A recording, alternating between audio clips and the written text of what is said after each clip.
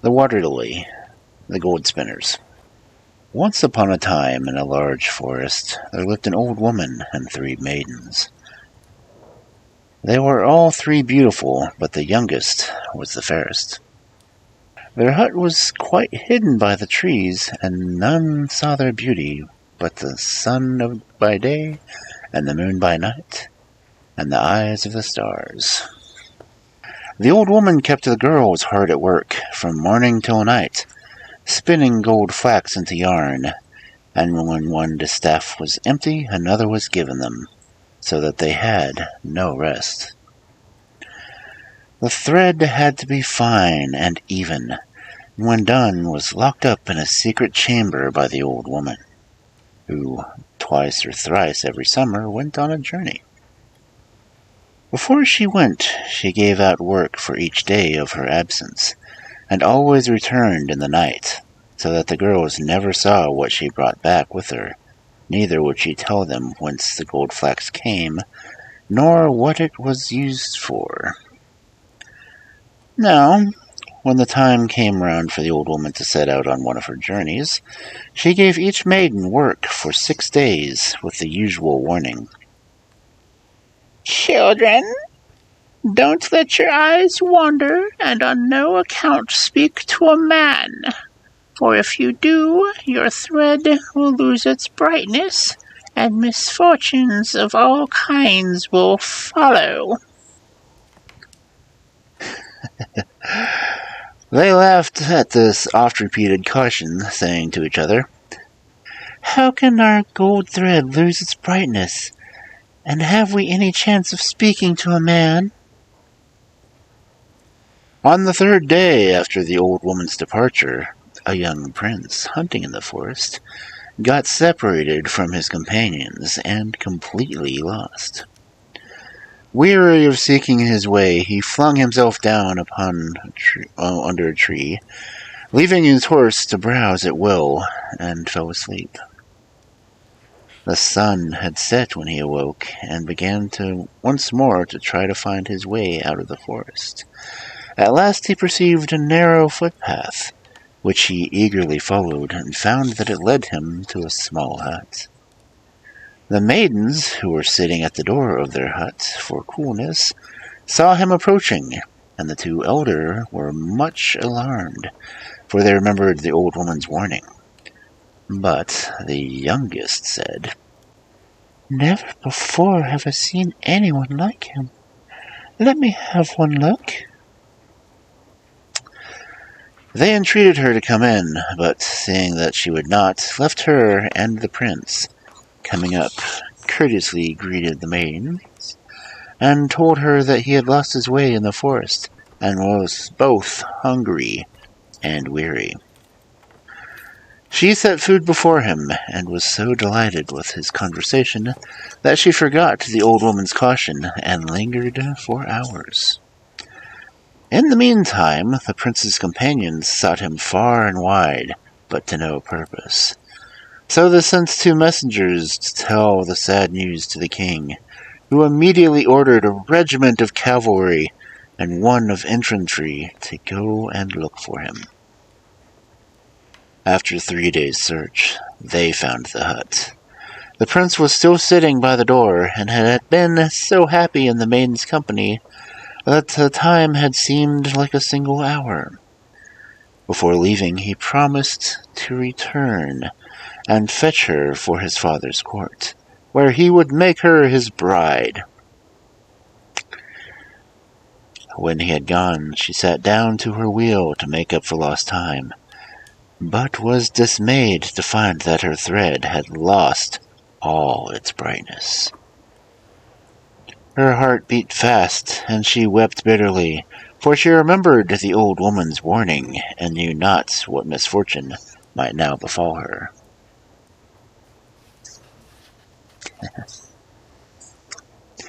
The old woman returned in the night, and knew by the tarnished thread what had happened in her absence. She was furiously angry, and told the maiden that she had brought down misery both upon herself and the prince. The maiden could not rest for thinking of this, At last she could bear it no longer, and resolved to seek help from the prince. As a child, she had learned to understand the speech of birds, and this was now of great use to her, for seeing a raven pluming itself on a pine tree, she cried softly to it, "Dear bird, cleverest of all birds, as well as swiftest on the wing, wilt thou help me?" "How can I help you, then?" asked the raven. She answered, "Fly away until thou comest to a splendid town where stands a king's palace. Seek out the king's son and tell him that great misfortune has befallen me." Then she told the raven how her thread had lost its brightness, how terribly angry the old woman was, and how she feared some great disaster. The raven promised faithfully to do her bidding, and spread its wings and flew away. The maiden now went home, and worked hard all day, winding up the yarn her elder sisters had spun, for the old woman would let her spin no longer. Toward evening she heard the ravens cry, "Quack, quack!" from the pine tree, and eagerly hastened thither to hear the answer. By great good fortune, the raven had found a wind wizard's son in the palace garden, who understood the speech of birds, and to him he had entrusted the message. When the prince heard it, he was very sorrowful, and took counsel with his friends how to free the maiden. Then he said to the wind wizard's son, "Beg the raven to fly quickly back to the maiden, and tell her to be ready on the 9th night, or then I will come and fetch her away." The wind wizard's son did this, and the raven flew so swiftly that it reached the hut that same evening. The maiden thanked the bird heartily and went home, telling no one what she had heard.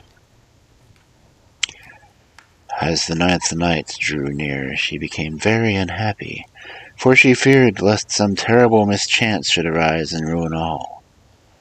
On this night she crept quietly out of the house, and waited, trembling at some distance from the hut. Presently she heard the muffled tramp of horses, and soon the armed troop appeared, led by the prince, who had prudently marked all the trees beforehand in order to know the way. When he saw the maiden, he sprang from his horse, lifted her into his saddle, and then, mounting behind, rode homeward. The moon shone so brightly that they had no difficulty in seeing the marked trees.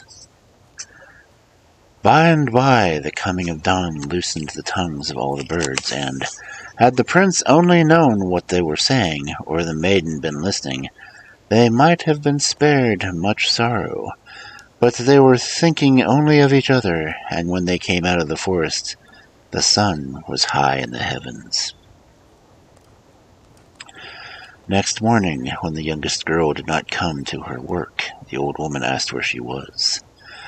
The sisters pretended not to know, but the old woman easily guessed what had happened, and as she was in reality a wicked witch, determined to punish the fugitives.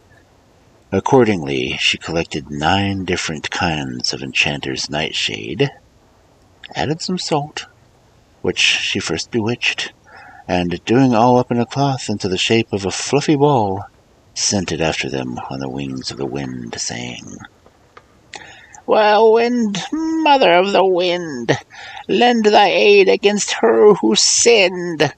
Carry with thee this magic ball, cast her from his arms forever, bury her in the rippling river."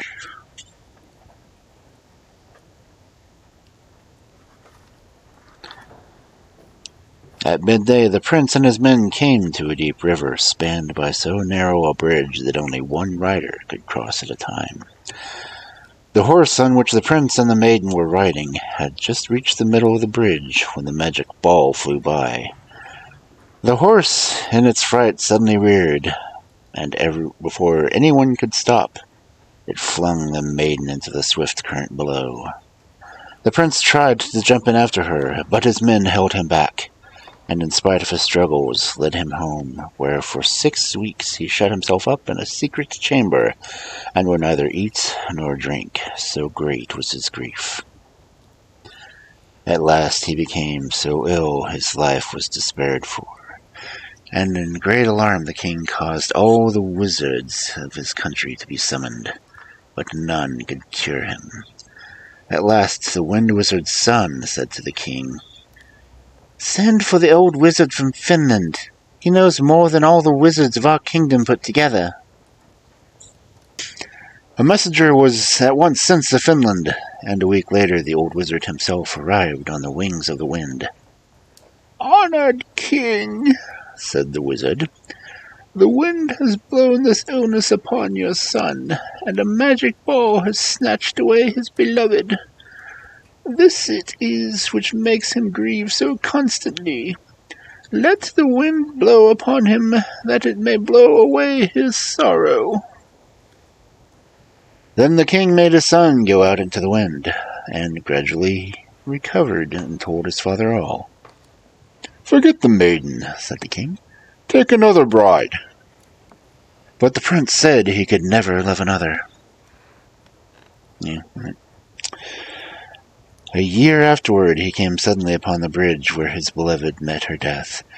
As he recalled the misfortune, he wept bitterly, and would have given all he possessed to have her once more alive. In the midst of his grief he thought he heard a voice singing, and looked around, but could see no one.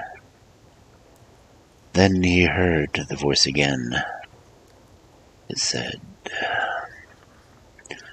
"Alas, bewitched and all forsaken, 'tis I must lie forever here. My beloved no thought has taken to free his bride that was so dear."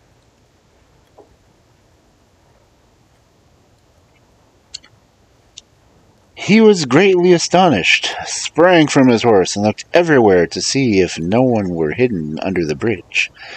But no one was there. Then he noticed a yellow water lily floating on the surface of the water, half hidden by its broad leaves. But flowers do not sing, and in great surprise he waited, hoping to hear more. But then again the voice sang, "Alas, bewitched and all forsaken, 'tis I must lie forever here. My beloved no thought has taken to free his bride that was so dear."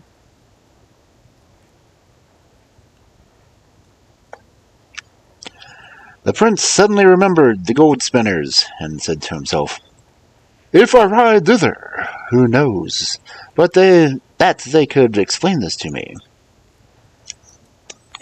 He at once rode to the hut, and found the 2 maidens at the fountain. He told them what had befallen their sister the year before, and how he had twice heard the strange song, but yet could see no singer. They said that the yellow water lily could be none other than their sister, who was not dead, but transformed by the magic ball. Before he went to bed, the eldest made a cake of magic herbs, which she gave him to eat. In the night he dreamed that he was living in the forest, and could understand all the birds said to each other. Next morning he was told this to the maidens, and they said that the charmed cake had caused it, and advised him to listen well to the birds, and see what they could tell him, and when he had recovered his bride, they begged him to return and deliver them from their wretched bondage. Having promised this, he joyfully returned to home, and as he was riding through the forest, he could perfectly understand all the birds that said. He heard the thrush say to a magpie, "Ah, stupid men are! They cannot understand the simplest thing." It is now quite a year since a maiden was transformed into a water lily, and though she sings so sadly that anyone going over the bridge must hear her, and yet no one comes to aid her. A former bridegroom rode over a few days ago and heard her singing, but was no the wiser than the rest. And he is to blame for her misfortunes, replied the magpie. If he heeds only the words of men, she will remain a flower forever. She was soon delivered were the matter only laid before the old wizard of Finland. After hearing this, the prince wondered how he could get a message conveyed to Finland. He heard one swallow say to another, "Come, let us fly to Finland. We can build better nests there." "Stop, kind friends," cried the prince. "Will you do something for me?" The birds consented, and he said, "Take 1,000 greetings from me to the wizard of Finland, and ask him how I may restore a maiden transformed into a flower to her own form." The swallows flew away, and the prince rode on to the bridge. There he waited, hoping to hear the song. But he heard nothing but the rushing of the water and the moaning of the wind, and, disappointed, he rode home. Shortly after, he was sitting in the garden, thinking that the swallows must have forgotten his message, when he saw an eagle flying above him. The bird gradually descended until it perched on a tree close to the prince and said, "The wizard of Finland greets thee, and bids me to say thou mayest free the maiden thus.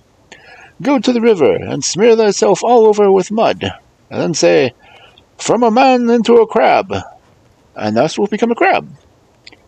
Plunge boldly into the water, and swim close as thou canst to the water lily's roots, and loosen them from the mud and reeds.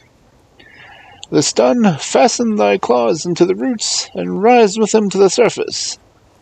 Let the water flow all over the flower, and drift with the current until thou comest to a mountain ash tree on the left bank. There is near a large stone.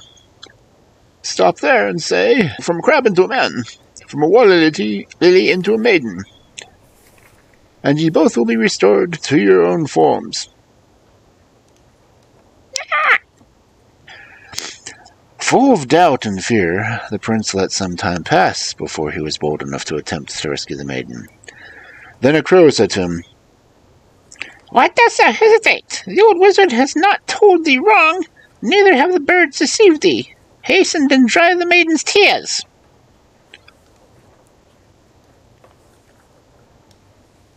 "Nothing worse than death can befall me," thought the prince, "and death is better than endless sorrow."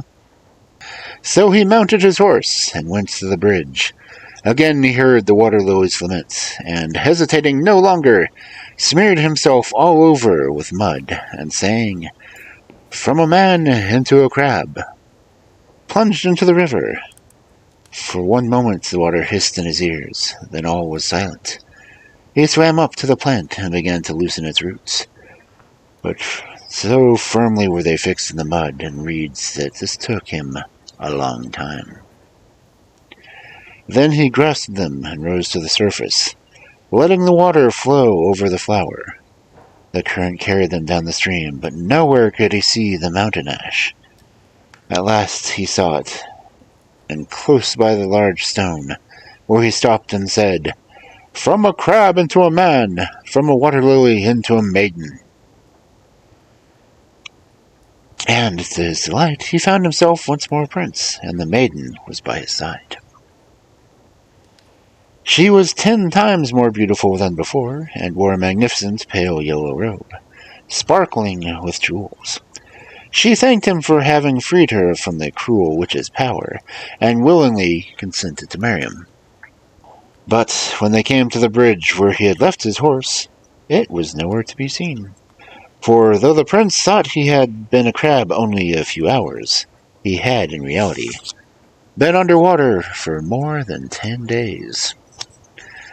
While they were wondering how could they reach his father's court, they saw a splendid coach driven by 6 gaily caparisoned horses coming along the bank. And thus they drove to the palace. The king and queen were at church, weeping for their son, whom they thought had long died. Great was their delight and astonishment when the prince entered, leading the beautiful maiden by the hand. The wedding was at once celebrated, and there was feasting and merrymaking throughout the kingdom for 6 weeks. Sometime afterward, the prince and his bride were sitting in the garden when a crow said to them, "Ungrateful creatures! Have you forgotten the 2 poor maidens who helped you in your distress? Must they spin gold flax forever? Have no pity on the old witch. 3 maidens are princesses whom she stole away when they were children together, with all the silver utensils which they turned into gold flax. Poison were her fittest punishment."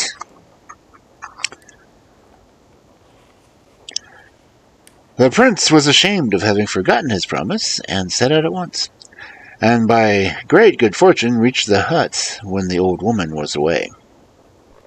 The maidens had dreamed that he was coming, and were ready to go with him.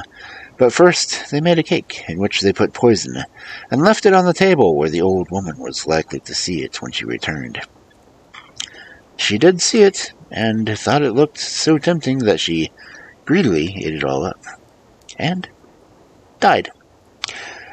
In the secret chamber were 50 wagon loads of gold flax, and as much more was discovered buried. The hut was razed to the ground, and the prince and his bride and her 2 sisters lived happily ever after.